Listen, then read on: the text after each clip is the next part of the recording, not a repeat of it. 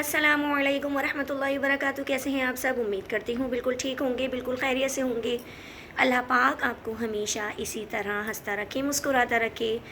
اور آپ کی عمر میں، آپ کے علم میں، آپ کے عمل میں اللہ تعالیٰ ڈھیر ساری برکتیں دے، آپ کو دو جہاں کی تمام خوشیاں نصیب کرے،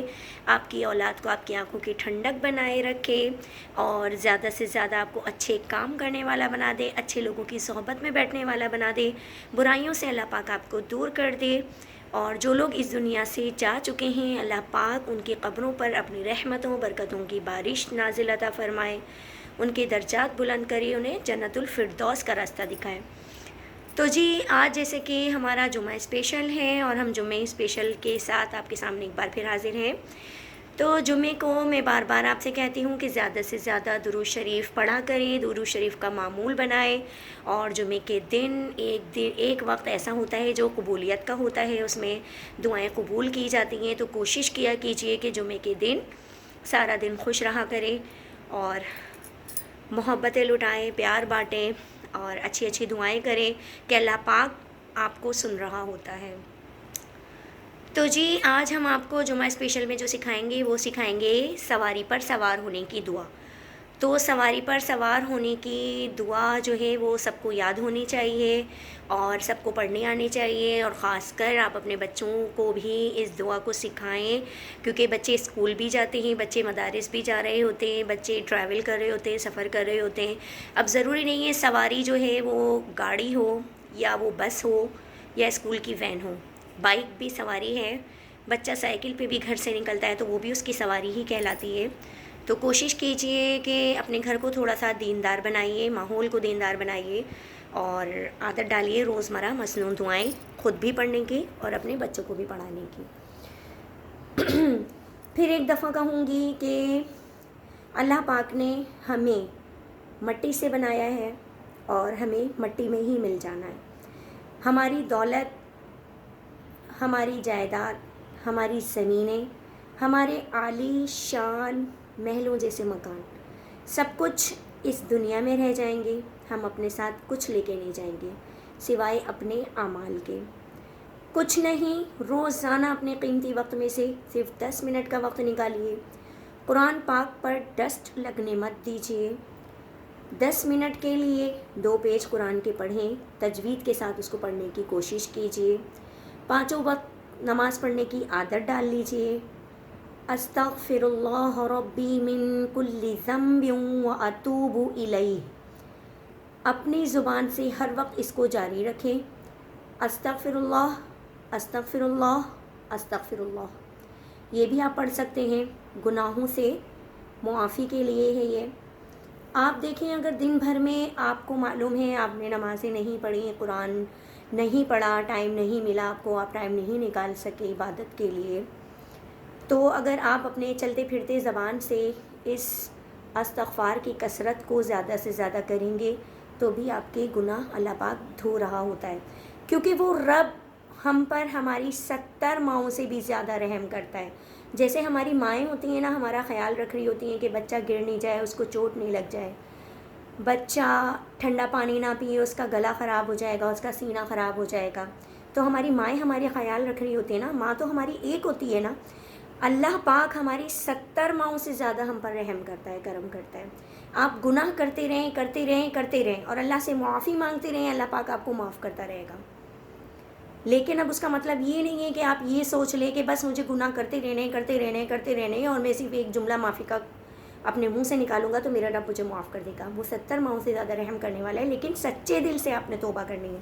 کسی بھی غلط کام کو روکنے کے لیے اگر آپ سچے دل سے توبہ کریں گے تو اللہ پاک آپ کی توبہ کو قبول کرے گا۔ لیکن کوشش کیجئے کہ ہر دن کو گزرے ہوئے دن سے بہتر بنانے کی آپ کوشش میں لگ جائیں۔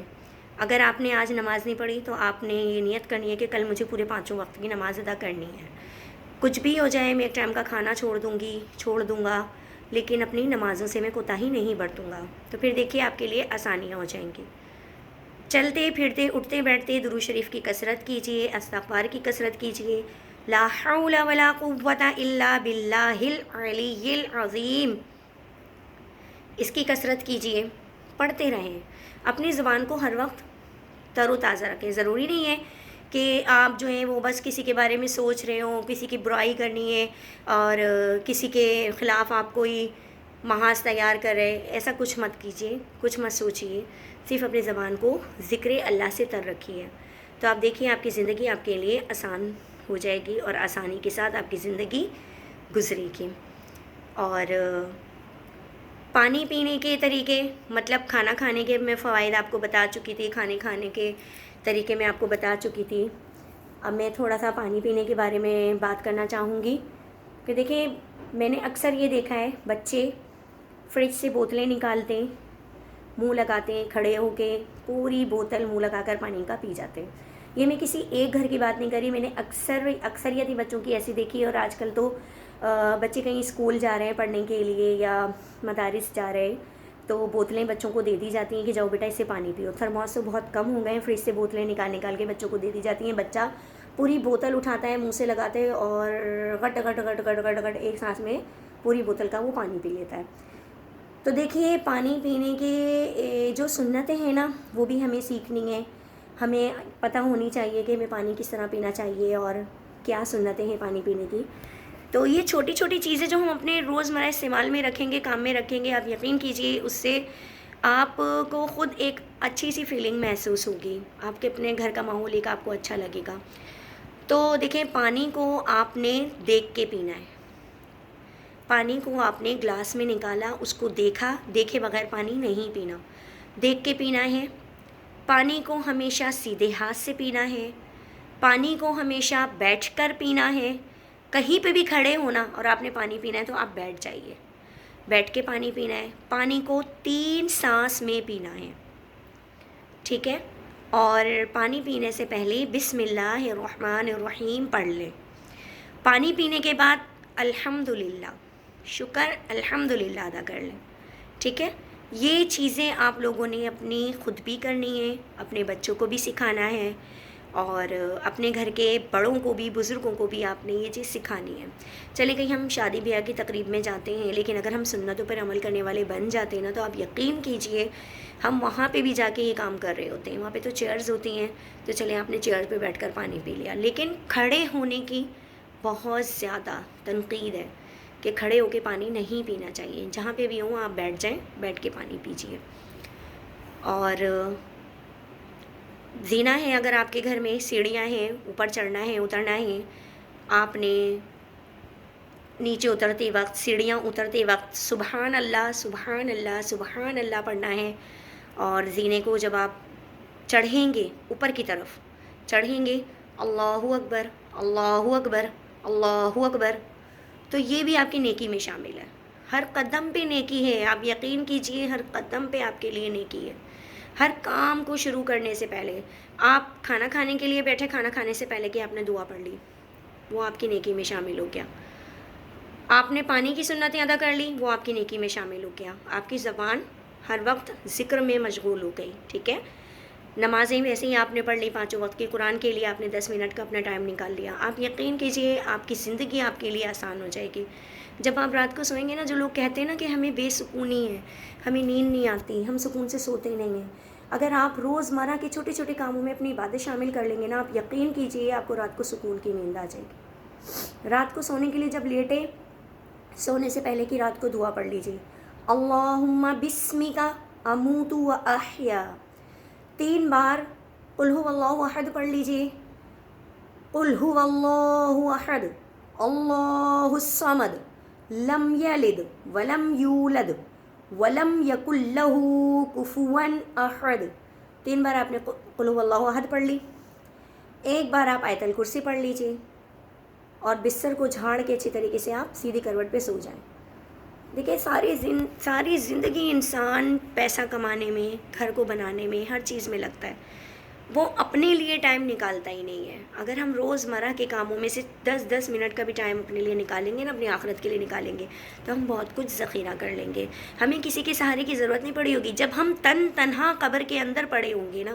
تنہا پڑے ہوں گے اور ہم پر عذابوں کی بارش ہو رہی ہوگی، مسلط کیا جا رہا ہوگا، عذاب مسلط کیا جا رہا ہوگا، اور ہم سے پوچھا جا رہا ہوگا، سوال جواب کیے جا رہے ہوں گے اور ہم کوئی جواب نہیں دے رہے ہوں گے نا،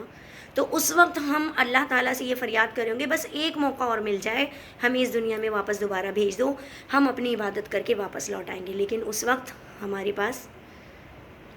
ٹائم نہیں ہوگا۔ تو جانے سے پہلے، اس دنیا کے جانے سے پہلے وہاں کی بھی تیاری ہم نے کرنی ہے۔ کوئی ہمارے فرشتے بیٹھ کے نہیں کریں گے، کوئی ہمارے رشتہ دار ہمارے لیے کچھ نہیں کر رہے ہوں گے۔ ارے آپ نے دیکھا ہوگا کہ جب کسی کی میت کی خبر آتی ہے تو سب سے زیادہ دکھی وہ ہوتا ہے، سب سے زیادہ تکلیف میں وہ ہوتا ہے جس کا پیارا اس دنیا سے جاتا ہے۔ جس کا پیارا اس دنیا سے جاتا ہے وہ سب سے زیادہ دکھی ہوتا ہے۔ اور یہاں تو آج کل یہ ایسا ہونے لگا ہے کہ جیسے ہی جنازہ اٹھ جاتا ہے سب کی آپس میں ہنسی مذاق بات چیت شروع ہو جاتی ہے،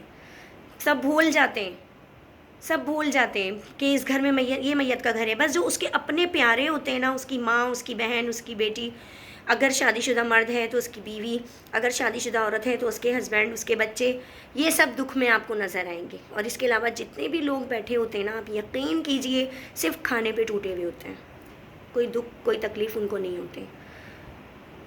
صرف دکھی کون ہوتا ہے؟ جس کا پیارا اس دنیا سے گیا ہوتا ہے۔ اور آپ ایک تنہا 4 کندھوں پہ بیٹھ کے آپ جا رہے ہیں، آپ یہ سوچیں کہ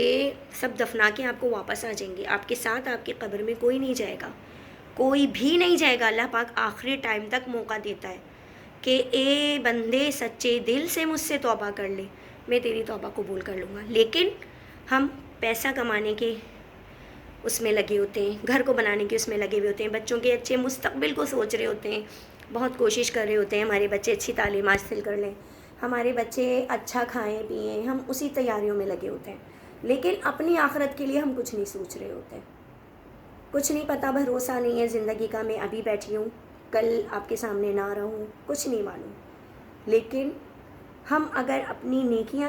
چھوٹی سی بھی نیکیاں ہم جمع کریں گے نا، تو ہم نے اپنی آخرت کے لیے بہت کچھ ذخیرہ کر لیا۔ کسی کو ایک اچھی بات بتانا صدقہ جاریہ ہے۔ آپ نے کسی بے نمازی کو دیکھ لیا، آپ نے کہا کہ بھائی جا کے نماز پڑھ لیں، اب اس نے نماز پڑھنی ہے نہیں پڑھنی ہے اس کا عمل اس کے ساتھ، لیکن آپ نے اگر اس کو نماز کا کہہ دیا تو آپ کے حصے میں اللہ پاک نے ایک نیکی لکھ دی۔ ٹھیک ہے، لوگ آج کل اس بات پہ بہت اعتراض کرتے ہیں، زیادہ تر لوگوں کا یہی ہوتا ہے مسئلہ، آپ کو جو کرنا ہے آپ کر لیں، آپ ہمیں کیوں نصیحت کر رہی ہیں، آپ ہمیں کیوں بتا رہی ہیں؟ تو بتانے کا مقصد صرف اتنا ہے کہ آپ نے صرف اپنی زبان سے، پیار سے، محبت سے سامنے والے کو تنقید کرنی ہے۔ آپ نے دیکھا کسی گھر میں تیز آواز سے گانے چل رہے ہیں اور نماز کا ٹائم ہے، اور آپ وہاں سے گزر رہے ہیں یا گزر رہی ہیں، یا آپ کے کانوں میں اذان کی آواز آ رہی ہے، لیکن دوسرے گھر سے آپ کو میوزک کی آواز آ رہی ہے، آپ نے ان کا دروازہ کھٹکھٹا رہے ہیں، کہنا کہ یہ بند کیجئے، اذان ہو رہی ہے، اللہ کے گھر سے آواز آ رہی ہے، آپ یقین کیجئے آپ کی نیکی میں شامل ہے۔ تو دیکھیں چھوٹی سی نیکیاں ہیں یہ جو ہم کر سکتے ہیں،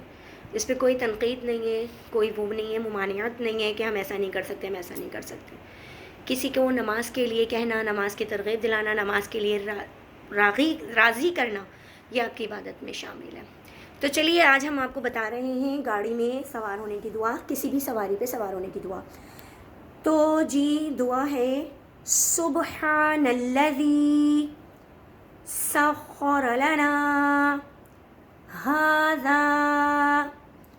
وما كنا له